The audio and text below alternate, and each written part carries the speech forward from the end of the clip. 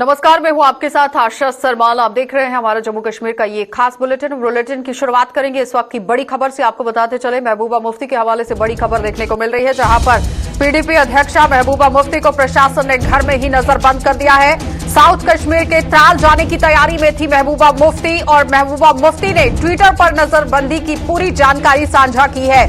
महबूबा ने त्राल के कुछ ग्रामीणों के साथ मारपीट करने का आरोप लगाया है और आज त्राल जाने वाली थी महबूबा मुफ्ती, लेकिन उसके पहले ही नजरबंदी की जानकारी उन्होंने अपने ट्विटर हैंडल के माध्यम से दी है। पीडीपी अध्यक्षा महबूबा मुफ्ती को प्रशासन ने एक बार फिर से नजरबंद कर दिया है। साउथ कश्मीर के त्राल जाने की तैयारी में थी और मुकम्मल तरीके से अब आप देखिए किस तरह से महबूबा मुफ्ती की तरफ से निशाना साधने की कोशिश की जा रही है। महबूबा मुफ्ती ने त्राल के कुछ ग्रामीणों के साथ मारपीट करने का आरोप लगाया है और मारपीट होने की वजह से ही त्राल में आज वो पहुंचना चाहती थी, लेकिन साउथ कश्मीर के त्राल जाने की पूरी तरह से फिराक में थी। यहां आप देखिए तैयारी किस तरह से रखी गई थी, लेकिन महबूबा मुफ्ती ने ट्विटर पर पूरी जानकारी साझा की है कि उन्हें त्राल जाने की इजाजत नहीं दी गई है। घर के अंदर ही नजरबंद रखा गया है या फिर कहां पर नजरबंद रखा गया है, इस पर जानकारी जरूर लेना बहुत जरूरी है, क्योंकि पीडीपी अध्यक्षा महबूबा मुफ्ती की तरफ से ही ट्विटर पर यह जानकारी दी गई है कि उन्हें नजरबंद कर दिया गया है। साउथ कश्मीर के त्राल जाने की बिल्कुल तैयारी में थी वो, लेकिन उससे पहले ही आप देखिए किस तरह से नजरबंदी जो है वो देखने को मिली है। महबूबा ने त्राल के कुछ ग्रामीणों के साथ मारपीट करने का आरोप लगा लिया है।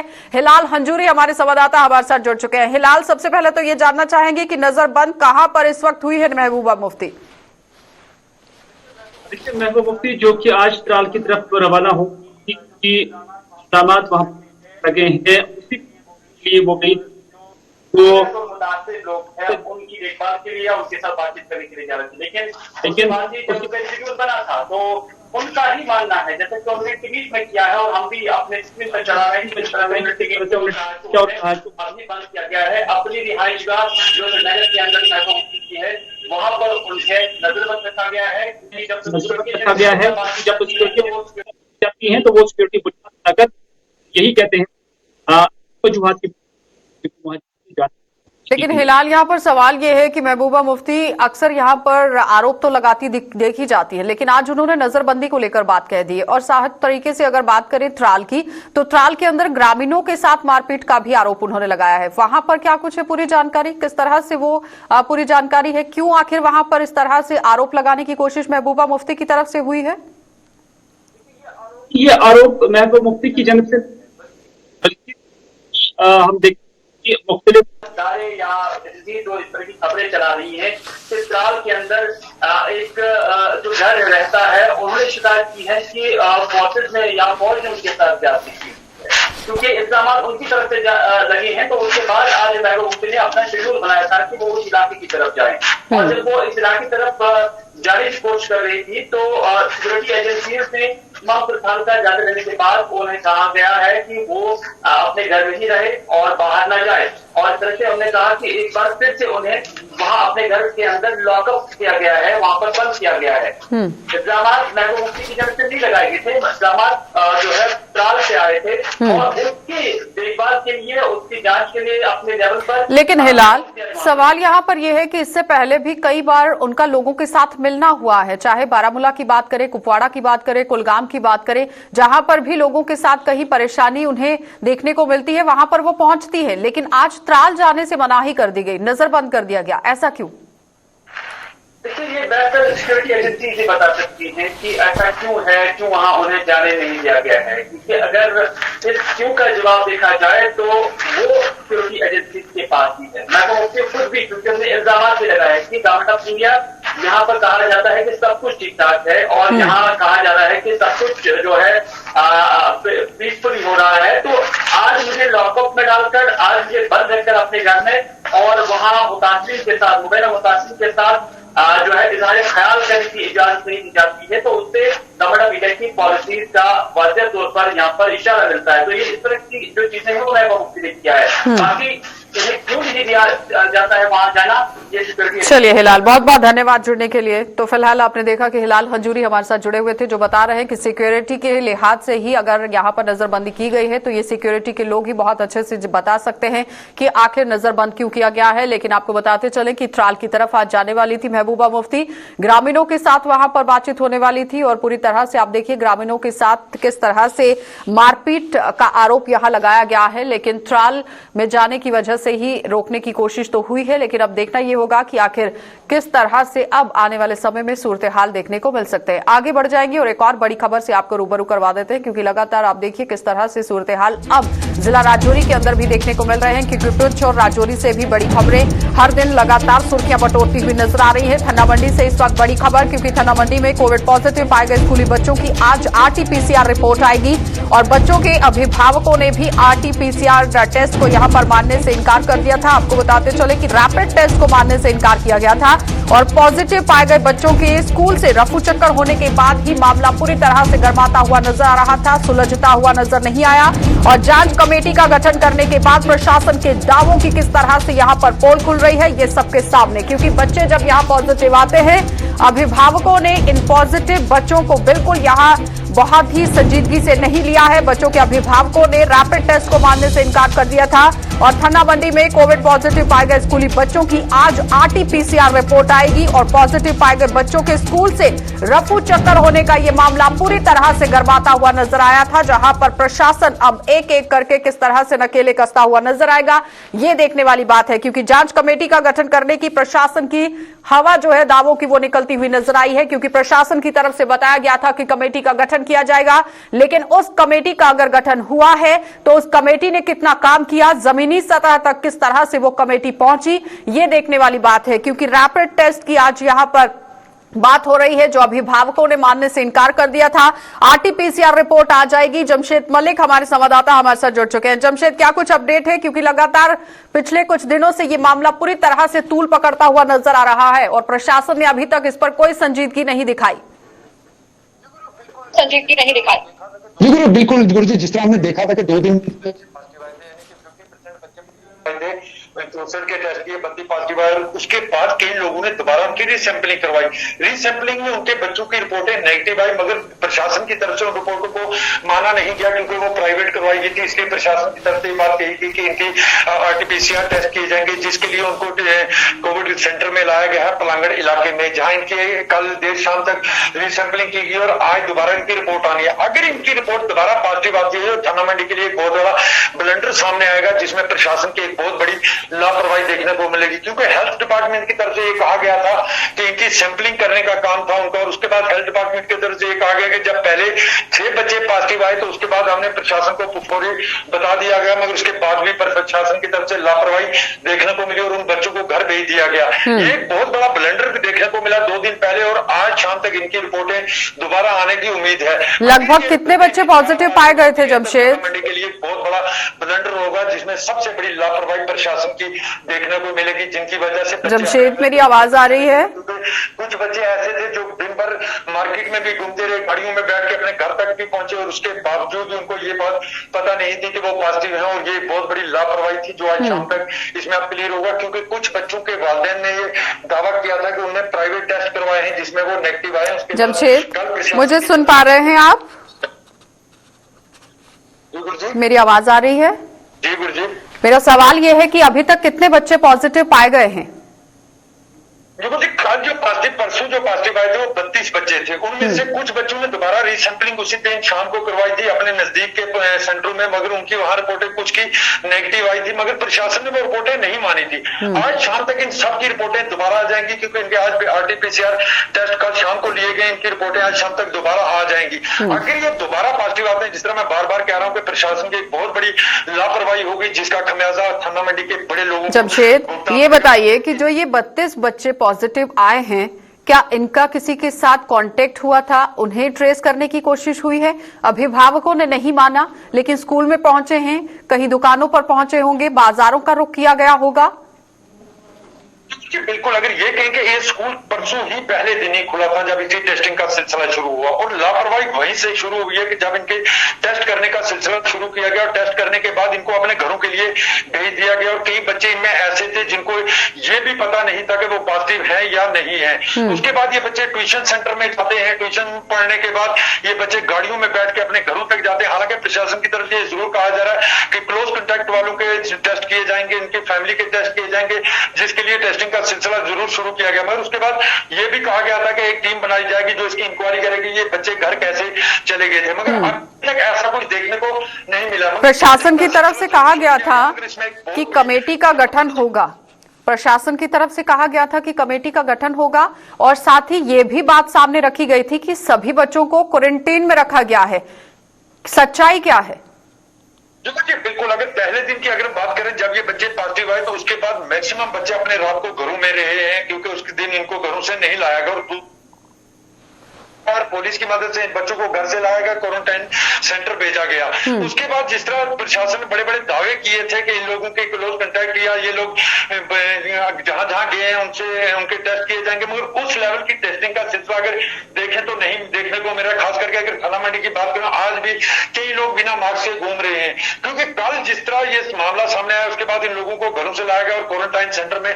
आखिर क्यों प्रशासन की तरफ से वहां पर कोताही बरती गई जमशेद? क्योंकि जिला राजौरी के अंदर अगर इस तरह से 32 बच्चे पॉजिटिव आते हैं तो इन्हें क्वारंटीन रखा जाना चाहिए था। बताया भी गया कि क्वारंटीन रखा गया है, लेकिन ऐसा कुछ भी जमीनी सतह पर नहीं। क्यों इतना लापरवाही बरतता हुआ राजौरी प्रशासन?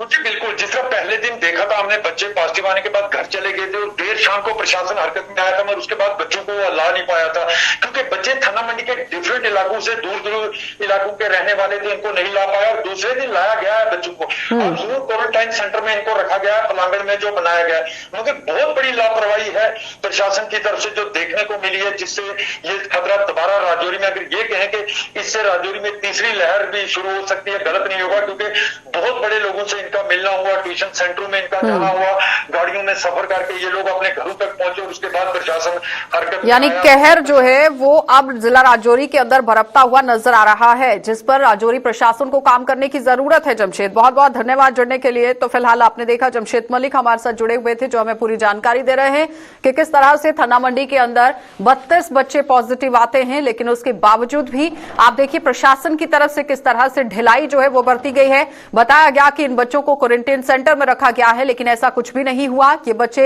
दूर दराज इलाके के थे, लेकिन उन्हें जब यहां लाया गया है तो जाहिर तरीके से इस पर काम करना बहुत जरूरी है, क्योंकि आज अगर आरटी-पीसीआर रिपोर्ट इन सभी बच्चों की पॉजिटिव आती है तो जाहिर तरीके से तीसरी लहर को दस्तक देने से कोई नहीं रोक सकता है। और उससे भी बड़ी बात यहां पर यह है कि अगर इन बच्चों के कॉन्टैक्ट ज्यादा तरीके से हो गए हैं लोगों के साथ, तो किस तरह से महामारी फैल सकती है ये सब जानते हैं, और अंजाम भी पता है कि आखिर आने वाले समय में क्या कुछ देखने को मिल सकता है। तो राजौरी प्रशासन को चाहिए कि जल्द से जल्द यहां कांटेक्ट को ट्रेस किया जाए और इन बच्चों को भी क्वारंटाइन सेंटर में रखा जाए। आगे बढ़ जाएंगे, अब आपको जिला कठुआ लिए चलेंगे और कठुआ से आपको दिखा देते हैं किस तरह से बड़ी खबर वहां पर देखने को मिल रही है। जम्मू पठानकोट हाईवे पर पकड़ी गई है बड़ी नशे की खेप, और हीरानगर में ट्रक से 5 किलो से ज्यादा भूकी बरामद की गई है और कश्मीर से पंजाब की ओर ले जाई जा रही थी ये खेप, और नाके से ठीक पहले ट्रक छोड़कर चालक फरार हो गया है। इस वक्त की बड़ी अपडेट जम्मू पठानकोट हाईवे से सामने आ रही है, जहां पर नशे की बड़ी खेप बरामद की गई है। हीरानगर में ट्रक से 5 किलो भूकी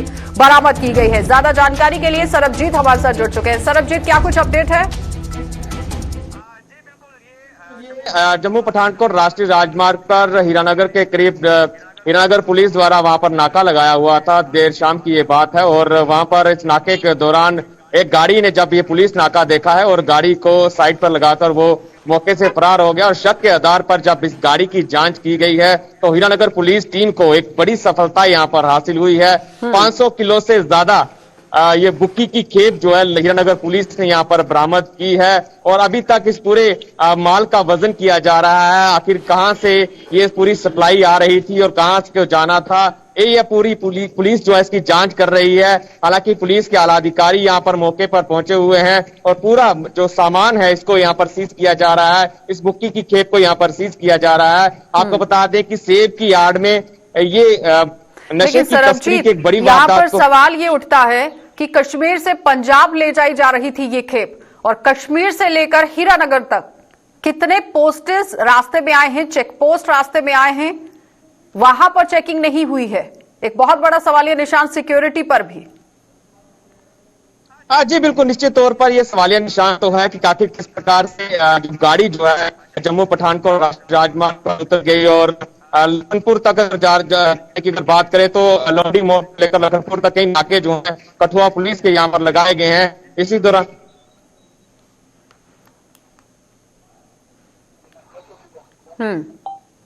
सरबजीत, मेरी आवाज पहुंच रही है? जी सर बताइए। बिल्कुल, अगर बात करें तो कई नाके यहाँ पर लगे हुए हैं। अगर जिला कठुआ की अगर बात करें तो जिला कठुआ का हीरानगर जो है एंट्री पॉइंट है। अगर आप जम्मू से सांबा से अगर जिला कठुआ में एंटर करते हैं तो यहाँ पर कठुआ पुलिस की, हीरानगर पुलिस की टीम है, यहाँ पर नाका लगाया हुआ। तो इसके दौरान जब ये गाड़ी जब जांच की गई तो ऐसे दर्शाया जा रहा था कि गाड़ी में सेब लदे हुए हैं। और आपको बता दें कि सेब की पेटियों के बीच ही बुकी की इस खेत को यहाँ पर बरामद किया गया है। आपको बता दें कि ये लगभग 1000 पेटी जो है वो सेब की इस गाड़ी से अनलोड की गई है और उसी के बीच में एक पूरी बुकी यहाँ पर हीरानगर पुलिस ने बरामद की है। फरार हो गया है बताया जा रहा है, लेकिन सह चालक की बात करें? जी बिल्कुल, अगर गाड़ी की बात करें तो जब पुलिस ने इस गाड़ी को इंटरसेप्ट किया तो गाड़ी में कोई भी नहीं था, लेकिन पुलिस को जब शक हुआ तो पूरी गाड़ी को गाला गया है। आपको बता दें कि 1000 से अधिक सेब की पेटी को यहाँ पर एक एक कर यहाँ पर गाला जा रहा है। तो बताया ये भी जा रहा है कि 500 किलो से अधिक की खेप जो हो सकती है, क्योंकि 500 किलो तक अभी तक पुलिस ने खेप जो है उसका वजन कर लिया है, लेकिन अभी भी इसका वजन जारी है। पूरे जो ये कंसाइनमेंट है इसको यहाँ पर सीज करने की प्रक्रिया जो है पुलिस को भी अब पूरी तरह से एक रणनीति बनाने की जरूरत है। हर दिन इस तरह से नशे की खेप बरामद होना, पशु तस्करी के मामले सामने आना।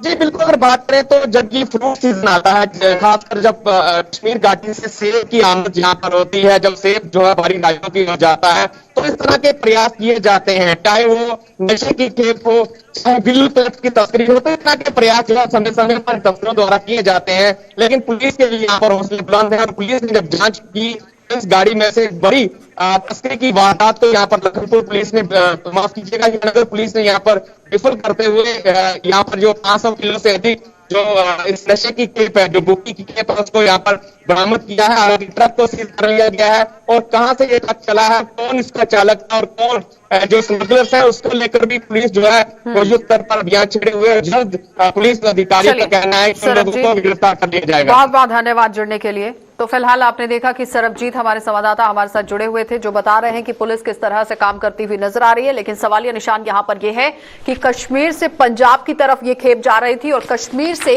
हीरानगर तक ये खेप पहुंच जाती है, लेकिन उस बीच में किसी भी नाके पर यह गाड़ी चेक नहीं होती है।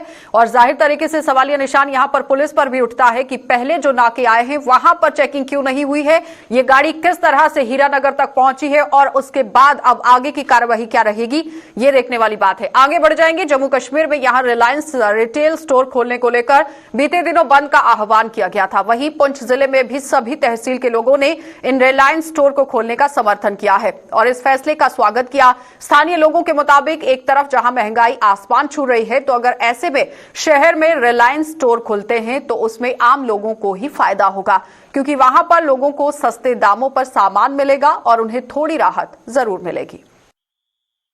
मैं ये चाहता हूँ कि ये रिलायंस के जितने भी यहाँ पे ये शोरूम खोले जा रहे हैं तो हम इसके हक में हैं, क्योंकि ये गरीब पब्लिक के हक में है। और हम चाहते हैं कि जितने भी यहाँ पे गरीब लोग हैं उनको जिन चीज़ों से फ़ायदा हो, चाहे वो रिलायंस का शोरूम हो या किसी और कंपनी का भी हो, तो हम चाहते हैं कि वो यहाँ मेंढर में हमारी मार्केट के अंदर, हमारी डिस्ट्रिक्ट पुंछ के अंदर खुलने चाहिए। हम इसके हक में हैं और हम ये चाहते हैं कि जिससे मतलब छोटे लोगों को, गरीब लोगों को, मजदूर लोगों को जिससे फ़ायदा मिले वो चीज़ें हमारे डिस्ट्रिक्ट के अंदर होनी चाहिए। हम इसको वेलकम करते हैं और हम एडमिनिस्ट्रेशन से ये दरख्वास्त करते हैं कि ऐसे शोरूम जो है वो हमारी यहाँ डिस्ट्रिक्ट के अंदर भी, तहसील के अंदर भी, खास करके मेंढर के अंदर भी गरीब लोगों को इससे फ़ायदा मिलने वाला है। और हम ये चाहते हैं कि इनके लिए ये यहाँ से प्रपोज करें और हमारी मेंढर के अंदर भी ये ऐसे शोरूम जो है खुलने चाहिए। क्योंकि अगर बात करें हम महंगाई की, आज की डेट में रियासत जम्मू व कश्मीर की जितने भी डिस्ट्रिक्ट्स हैं और जितने भी तहसीलें हैं, उन सब तहसीलों के अंदर महंगाई जो है वो आसमान छू रही है। तो मैं मरकजी सरकार और रियासती सरकार से ये गुजारिश करता हूँ कि रियासत जम्मू व कश्मीर यूटी के अंदर जितने भी डिस्ट्रिक्ट्स हैं और ख़ासकर जो हमारी ये डिस्ट्रिक्ट पुंछ के अंदर जितनी भी तहसीलें और न्यावत हैं, यहाँ पर भी रिलायंस के स्टोर खोले जाएं ताकि लोगों को यहाँ पर हर एक चीज़ मुनासिब रेट से दस्तयाब हो सके और यहाँ की जो गरीब और पसमानदा इलाके की रहने वाली जो आवाम है कम से कम उनको रोजगार मिल सके। तो विश्व भर में आज वर्ल्ड हार्ट डे पर लोगों को दिल से संबंधित रोगों के बारे में जागरूक किया जा रहा है और इसी कड़ी में जम्मू में सुपर स्पेशलिटी अस्पताल में भी एक कार्यक्रम का आयोजन किया गया, जिसमें कार्डियोलॉजी डिपार्टमेंट के हेड डॉक्टर सुशील शर्मा और उनकी टीम ने लोगों को दिल के संबंधी बीमारियों के कारण और उनके बचाव के तौर तरीके बताए। जम्मू में मेयर चंद्रमोहन गुप्ता मुख्य अतिथि के रूप में यहाँ मौजूद रहे और दिल की बीमारियों और इसके बचाव के बारे में भी लोगों को जागरूक किया गया।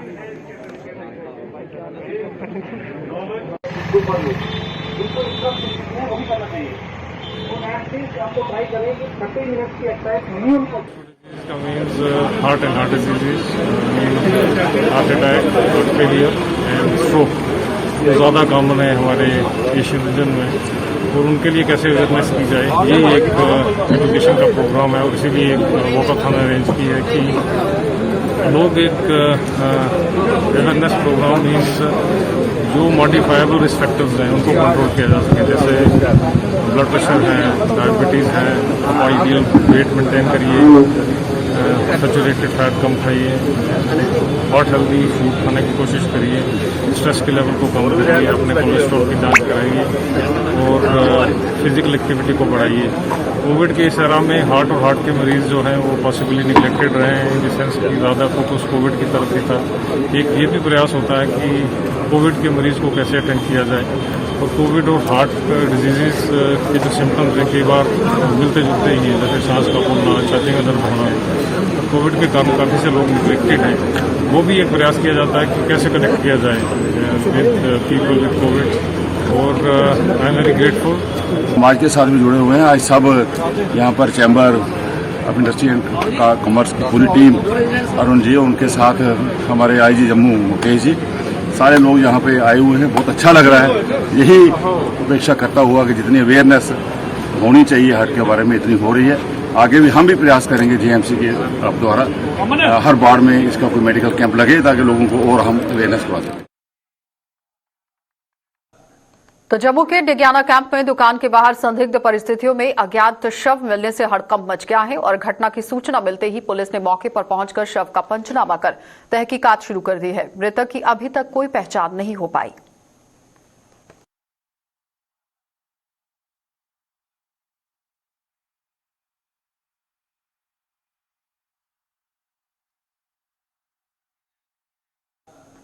आरसपुरा के गाजिया में गोभी की अच्छी फसल होने पर उत्पादक महेश चौधरी ने खुशी जताई है। महेश चौधरी ने यहां पर कहा कि गोभी का उत्पादन हो रहा है, अच्छे से हो रहा है और पहली बार बरसात के मौसम में हाइब्रिड सीड लगाया गया, जिसका पूरा फायदा मिल रहा है। और साथ ही कहा कि जम्मू के इलाके में पहला एक्सपेरिमेंट किया गया था जिसमें वे कामयाब हुए हैं और इन्हीं प्रयासों से किसानों की आमदन दोगुनी हो सकती है।